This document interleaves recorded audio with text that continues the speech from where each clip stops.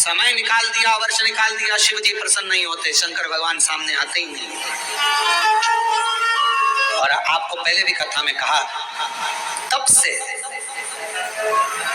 भगवान को प्रसन्न करना कोई साधु, कोई सन्यासी, कोई तपस्वी, कोई साधक, कोई उपासक तब से भगवान को प्रसन्न कर सकता है।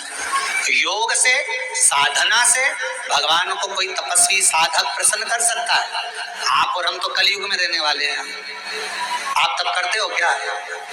आप करते हो तो बात दूसरी, हमसे तो नहीं बन पाता। हमसे तो केवल एक ही काम बनता है, सारी समस्या का हल।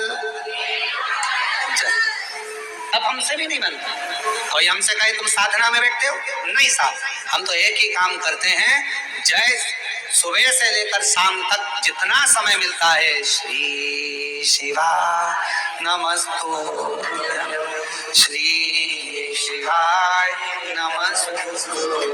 फिर कोई पूछे आपने क्या खाना छोड़ दिया, आप क्या फलाहार करते हो, तो हम जहाँ रुके हुए हैं वहां आकर हमारी जीजियों से पूछना, जो प्रसाद बनाती हैं उनसे पूछना क्या व्रत रखते हैं? नहीं, भोजन करते, 2 रोटी सुबह, शाम को 1.5 रोटी, इससे ज्यादा नहीं। भजन का बल, स्मरण, अपनी भक्ति। और छत्तीसगढ़ आते हैं तो चावल जरूर खाते हैं, वो जरूर खाते हैं। बाकी की जगह पर अगर कथा करने जाते हैं तो अपना सुबह का 2 रोटी है, शाम की 1.5 रोटी है, चावल प्रसाद भी नहीं लेते। कोई बाजार का तुम्हारा मीठा मीठा कुछ आप पूछिएगा, जो प्रसाद बनाते हैं कोई मीठा मीठा बाजार का नहीं, कोई चीजें नहीं, केवल साधारण भोजन, बाबा का भजन और आनंद। इससे ज्यादा क्या करना? भक्ति करो, भजन करो, स्मरण करो, कीर्तन करो, मंत्र जाप करो, श्री शिवाय नमस्तुभ्यम जपते जपो। जितना भजन कर सकते हो उतना, जितना मंत्र जाप कर सकते हो उतना।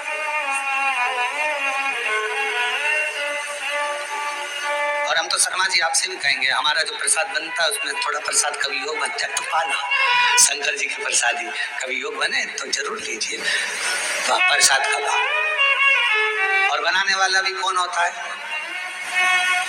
माताएं तो रोटी सेकती हैं और हमारे पंडित जी सब्जी से बनाते हैं, या आशीष भैया सब्जी बना देते हैं, जो भाजी अपने बच्चे लोग बना दे, पा लिए आनंद। शिव तत्व की प्राप्ति हो।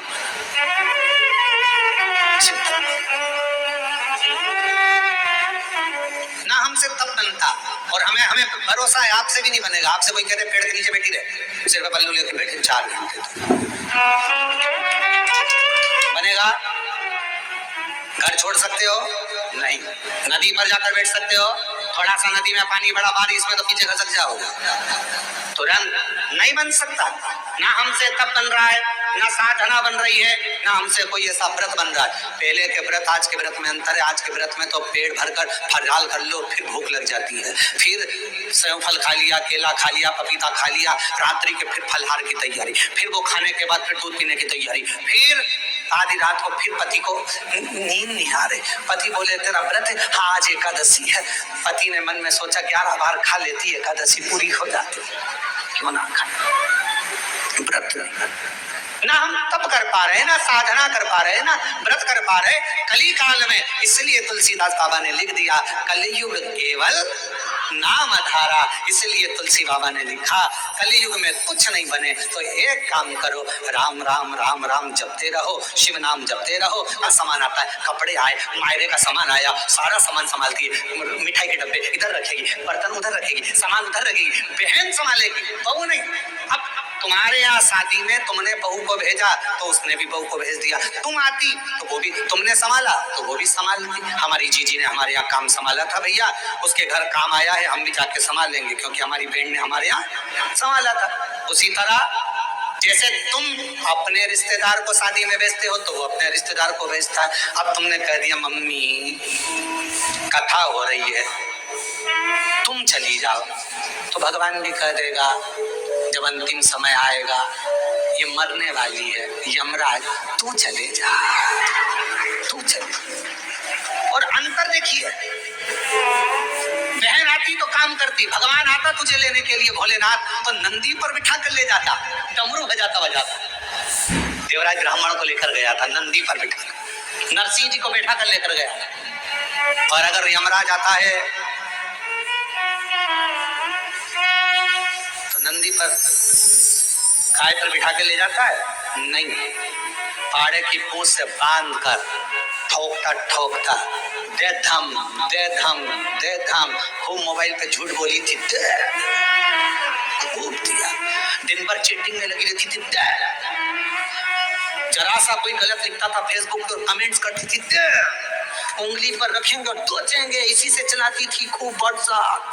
दोचो, चिल्लाएगी, क्षमा कर दो, मुझे माफ कर दो, एक बार वंश मोर फिर जन्म दे दो, मोबाइल नहीं चलाऊंगी, और चलाऊंगी तो शिव पुराण देखूंगी, फिर कुछ नहीं देखूंगी। भगवान बोले शिव पुराण की आड़ में चैटिंग करती है, फिर मारा, फिर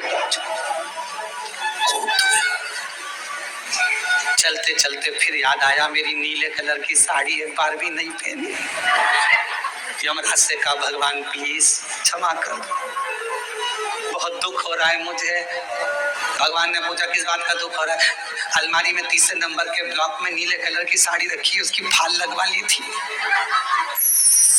चोली भी बनवा ली थी, बस पहन नहीं पाई। मुझे एक बार मौका दे दो, मैं पहन लूं।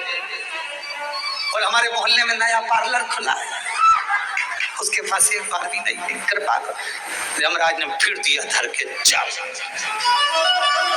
किस काम की वो जिह्वा जो भगवान का भजन ना कर पाए, किस कान का वो श्रवण जो भगवान की कथा ना सुन पाए, और किस काम का वो मस्तक जो भगवान के आगे झुक ना पाए, किसका। श्री शिवाय नमस्तुभ्यं। हम पूजा पाठ अगर हम नियम से करते हैं और भाव भक्ति से करते हैं तभी हमें पूजा का पूर्ण फल प्राप्त होता है। अन्यथा पूजा पाठ करते हुए भी थोड़ी सी गलतियां अनजाने में होती हैं, इससे हमें पूजा पाठ का कोई पूर्ण फल प्राप्त नहीं होता। तो श्री प्रदीप मिश्रा गुरु जी ने बताया है शिव पुराण की कथा में कि पूजा में भूल कर भी ये गलतियां नहीं करनी चाहिए। वीडियो आपको अच्छा लगे तो प्लीज़ चैनल को सब्सक्राइब, वीडियो को लाइक करें और कमेंट बॉक्स में जय गणेश जी